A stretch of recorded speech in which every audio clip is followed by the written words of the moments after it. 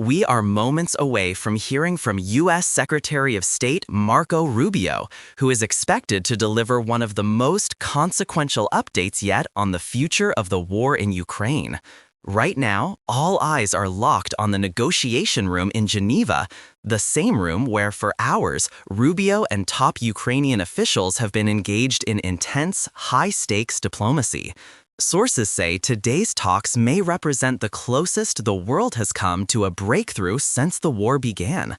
Pressure is mounting, tensions are high, and behind closed doors, the terms of a possible peace agreement are being shaped, word by word. Secretary Rubio is stepping up to the podium now. Let's listen. Amount of progress, even from the last time I spoke to you, and I apologize for keeping you waiting, but there was more work to be done. We began almost 3 weeks ago with a foundational document that we socialized and ran by both sides, and with input from both sides. And one of the things that happens when you've been involved in this now for 10 months is you get a pretty good sense of what the priorities and the red lines and the important issues are for both sides.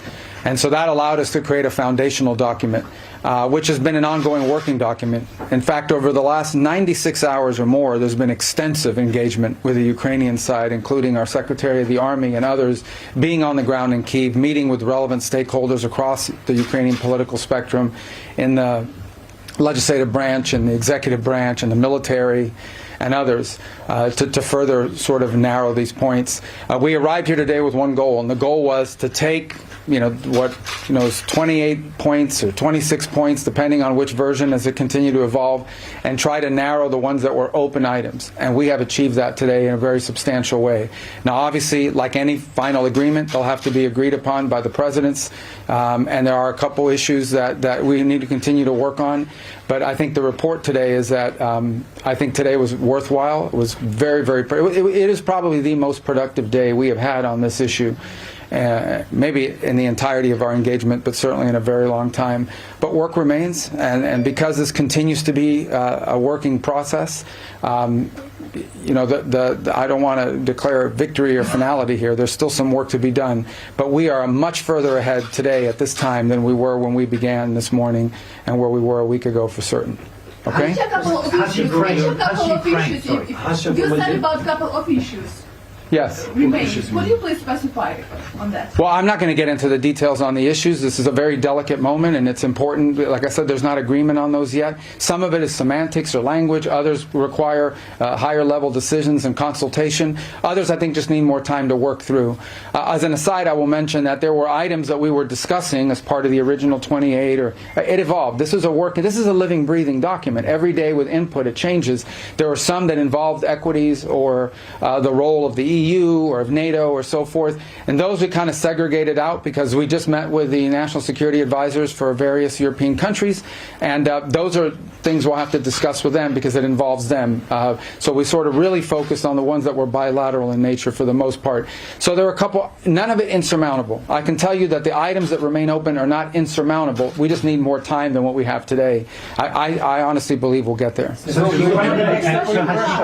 So has Ukraine indicated to you that it's prepared to compromise, for instance, on some of those key issues like territory in exchange for peace with Russia? They suggested that they are prepared. Well, I'm not going to look. It's not because for purposes of evasion. It's just I'm not going to get into the details of the topics that were discussed because this is an ongoing process. What is important to understand and how these things work is you have to, in order to have a proposal, you have to write it. If it's just verbal, it's in the air. You have to put it down on a piece of paper, and just because it's printed on a piece of paper doesn't indicate finality. So you get input, and based on that input, you make adjustments, and then you get more input, or you make a counteroffer, and you get more adjustments. That's an ongoing process. There's a lot more of that to happen. So I'm not going to speculate or go into the details of any of the specific items in the latest version of the proposal because, frankly, by tomorrow or the next day, that may have evolved and changed further.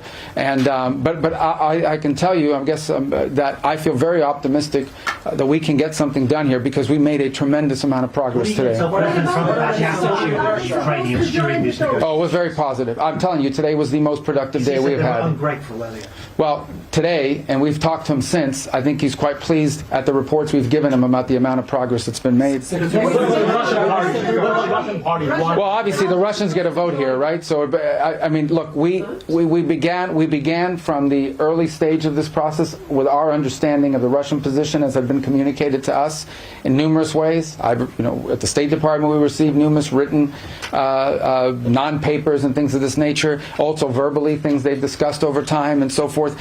So it was, no matter what we came up with today, obviously we now have to take what we come up with, if we can reach that agreement with the Ukrainian side, to the Russian side. That's another part of this equation. They have to agree to this in order for this to work. What about new deadline? Will be new deadline, or it's... The deadline is we want to get this done as soon as possible. Obviously, we'd love it to be Thursday. We'd love to be...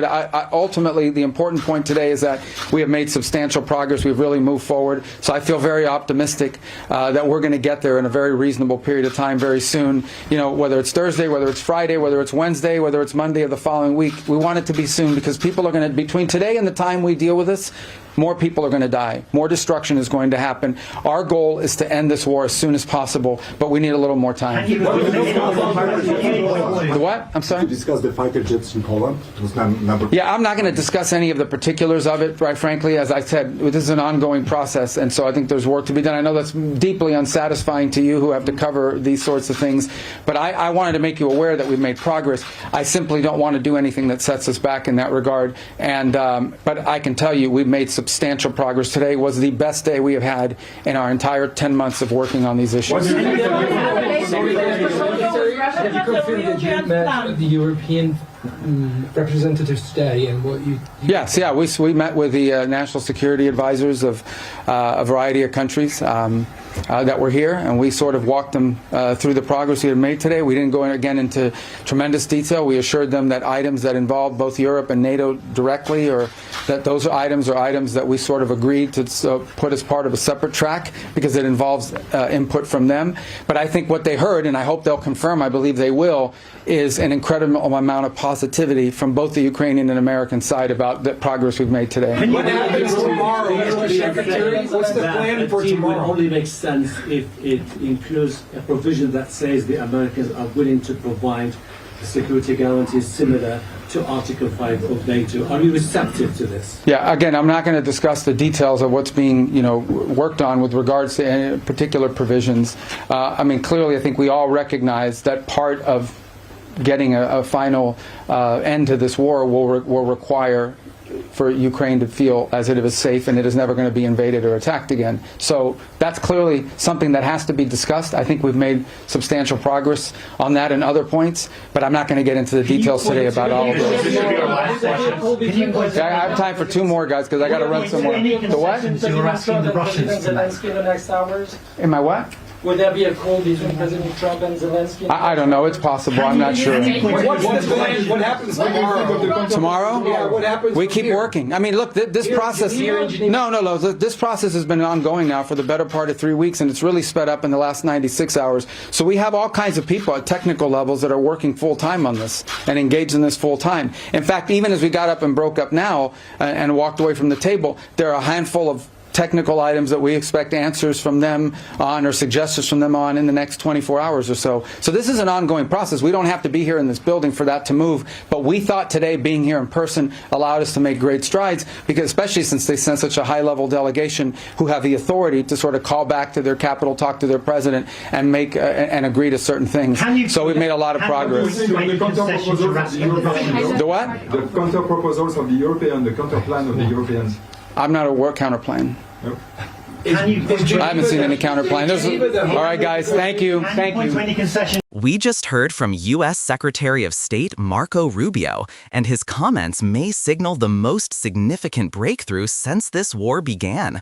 Rubio described today's round of negotiations with Ukraine as one of the most productive, possibly the most productive, discussions the U.S. has ever had with Kyiv. The talks are at a critical and fragile stage. Both sides are now working to shape what could become the framework of a peace agreement. And here's where things take a turn.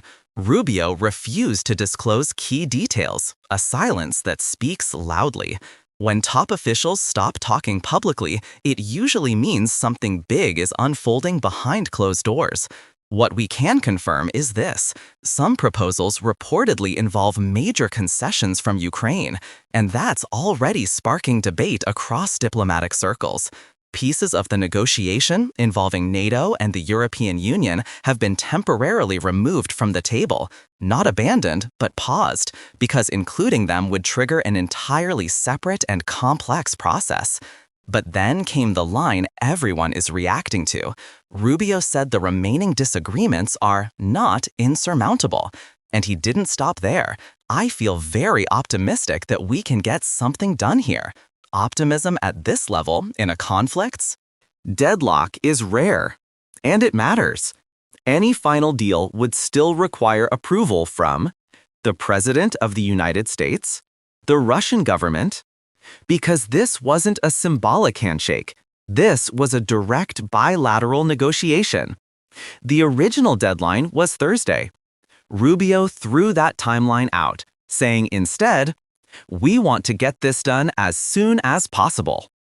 After years of fighting, destruction, political pressure, and shifting alliances, the war has reached a point where both sides may finally be exhausted enough to choose peace. Nothing is final, not yet, but for the first time in a long time, peace doesn't just feel like a hope, it feels like an option.